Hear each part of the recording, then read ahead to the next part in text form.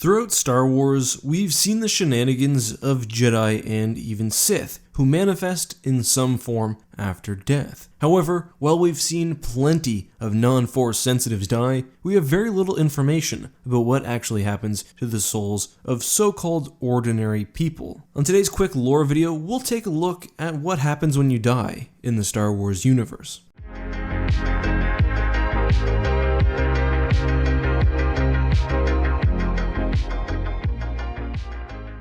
So I opened this video by saying the topic of life after death hasn't been explained in Star Wars. Well, that's only true from a certain point of view. Although there's no encyclopedia article, at least that I'm aware of, that lays out the situation, there are many quotes which allow us to get a good understanding of the mechanics of the universe. All energy from the living force, from all things that have ever lived, feeds into the cosmic force, binding everything and communicating to us through the midichlorians.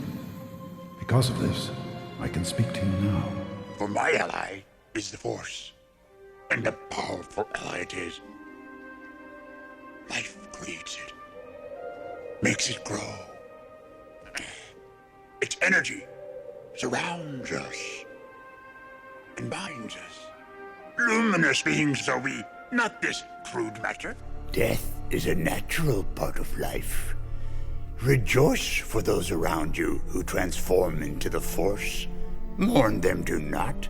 Miss them do not. So, in Star Wars, when you die, you become part of the cosmic force, the greater energy that binds the galaxy together. And, as explained by Yoda, rejoice for all of those who transform into the Force, not only Force sensitives. As Luke explains, the Force does not belong to the Jedi, or any one group.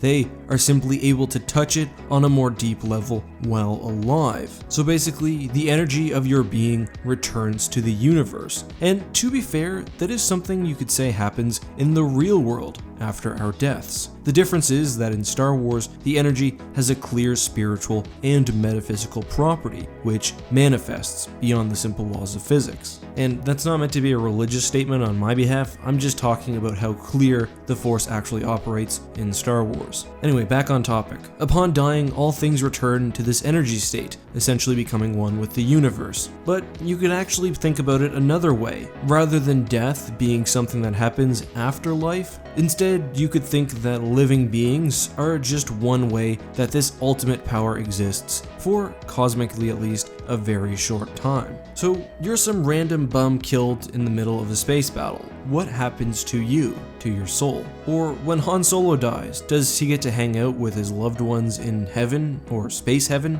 This is probably a bit harder to say and also depends on the actual source material. Dark Empire, for example, presents a scenario where the evil like Palpatine can be locked away in Star Wars Hell by the souls of Jedi. Other newer sources have taken a somewhat different approach, but we'll talk about that later. Before we do though, I think it is important to point out that this is how the universe existed from the point of view of Jedi. Others, like Plagueis, thought that nothing at all survived after death, though I think this is fairly clearly not true. But you might be wondering, how do Jedi ghosts play into all of this? Do Jedi experience death in the same way and are just able to return because they're powerful enough or have learned some ancient technique? Well, this also depends. Older sources specifically basically suggested that Jedi ghosts were those who were clinging on to some form of consciousness before ultimately traveling to the netherworld of the Force. At that point, they would be fully dead and unable to return.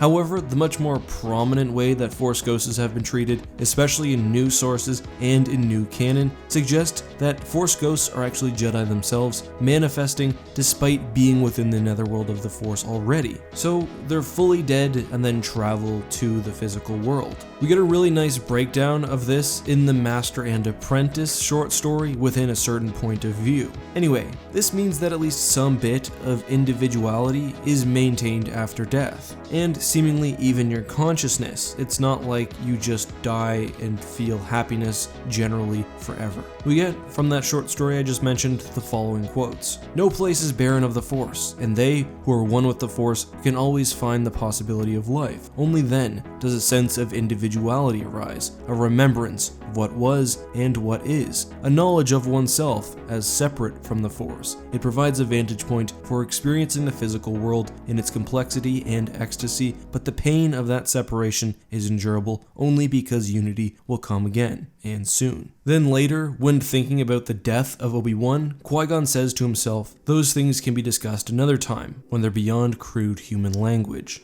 So, this passage paints becoming one with the Force as extremely pleasurable, although different from actually being alive. It gives you, especially if you're trained like Qui-Gon, a much greater perspective on life and the universe. That being said, it's unclear whether everyone has this sort of ability to recognize what's happened, although it does seem clear that without the proper training, an individual will sort of lose themselves to the Force. Not that that's necessarily a bad thing. Force ghosts are just sort of able to break themselves out of that when they need to. That being said, I would guess that everyone maintains some sort of individuality, and I'm gonna make the bolder claim that with the proper training, even someone who wasn't Force sensitive could appear as a Force ghost. I just don't see how one's ability in the Force actually translates to the thought process being necessary to sort of navigate this ethereal realm. But I don't know, the universe works in strange ways, and I just don't believe that those who are lucky enough to be gifted with Force powers during life are, in the grand scheme of things, treated better than those who are not. But that's really all I wanted to talk about this topic.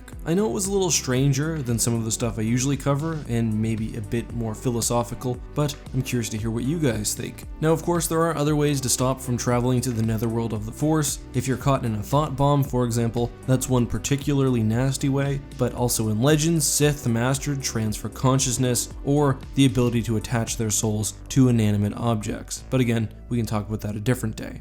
Today's question comes from Sir Illuminar the Valiant, who asks whether there are examples of Jedi using the Force from their starfighters, and the answer is yes. I was actually just thinking about this the other day while rereading the Dark Nest trilogy, but in that, both Jason and Luke physically hold starfighters in front of them while using the Force in order to either shoot them easier or just have their weapons moved. That and Jedi throwing shadow bombs are the two most notable examples, besides for things like battle meditation or mind melds that I can think of. I hope that answers your question. Anyway guys, if there's something you'd like me to answer next time shortly like this, leave your question down below with the hashtag AskEck. Anyway, until next time guys, this has been EckhartsLadder. May the Force be with you.